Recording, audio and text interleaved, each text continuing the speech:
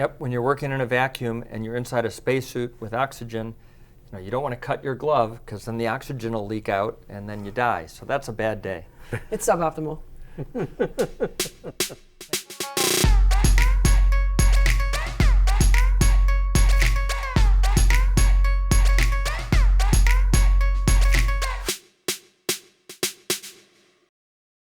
Hi, I'm John Grunsfeld, NASA astronaut. Hi, I'm Christy Hansen, NASA astronaut trainer for spacewalking and flight controller.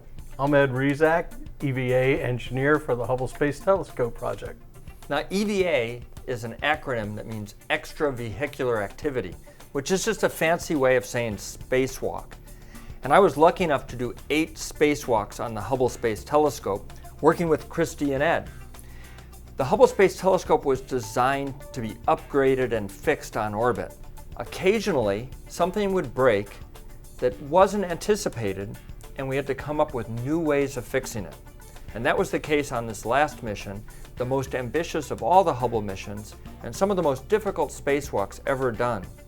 The Space Telescope Imaging Spectrograph failed, and we had to figure out a way to fix it on orbit, rather than putting in a whole new scientific instrument, which is what we usually did on Hubble. Unfortunately, the designers of the Space Telescope Imaging Spectrograph never imagined that we would have to open it up in space. And it had hundreds of tiny little screws that we had to remove to access a circuit board to replace it, to bring the instrument back to life. So these are some of the tools that we came up with to be able to do that. We tried to make the tools as astronaut friendly as possible, and one way we had to do that, or that we chose to do that, was using colors to color code the different size fasteners and the fastener bits so the astronauts could easily grab what they need and proceed with the task. How do we pick up an interface and not lose something in orbit? Bit caddy. Which one do you want, John? I'll take a red bit. Okay. Now John's going for the red bit. The STIS had several different fastener types that had to be removed, which required different bits. And the Fastener Capture Plate, which held all the fasteners and kept them from drifting into the optics core of the telescope, was also color coded. So John could match the bit up with the color code on the plate itself. So we installed this Fastener Capture Plate on the front of the STIS, Space Telescope Imaging Spectrograph instrument. And the reason why we had to use the Fastener Capture Plate is, as Ed said, if I were to remove a screw and let go of it and it floated away, it could damage the telescope. So all of the screws were behind this plate. And you had 111 chances to lose screws.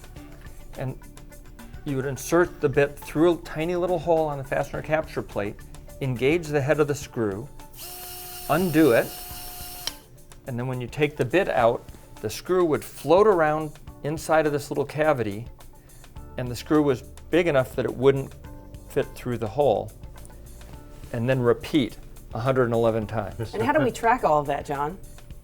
Well, like any good spacewalk, we had a set of procedures that you helped write. Exactly. So we had a whole ground team associated with developing the procedures, capturing all the requirements, and flying as an EVA spacewalking checklist on orbit. So when John and Mike Massimino, who actually performed this task on spacewalk number 4, removed each one, we had a requirement that he actually read to the ground, okay, I'm releasing screw number 1, and we would all be on the ground, check screw number 1. Now screw number 2, 111 times to make sure that everything was fully released so that when he went to remove the interface, nothing was stuck, it wasn't stuck onto the telescope. Really amazing. All the complexity to do something as simple as removing hundreds of tiny screws so that we could get access to the circuit board and use another tool to pull it out, put a new one in, put a new cover on with no screws that locked on, and bring that instrument back to life so it can continue looking at black holes and the distant universe. Really pretty amazing. All worked out great.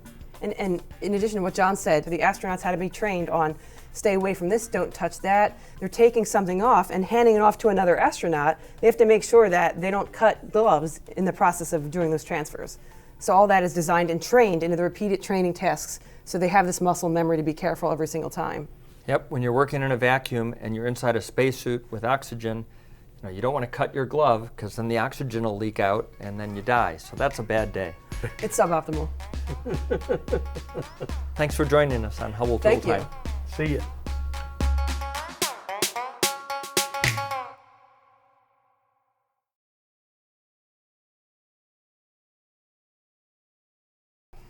I like all the pretty colors.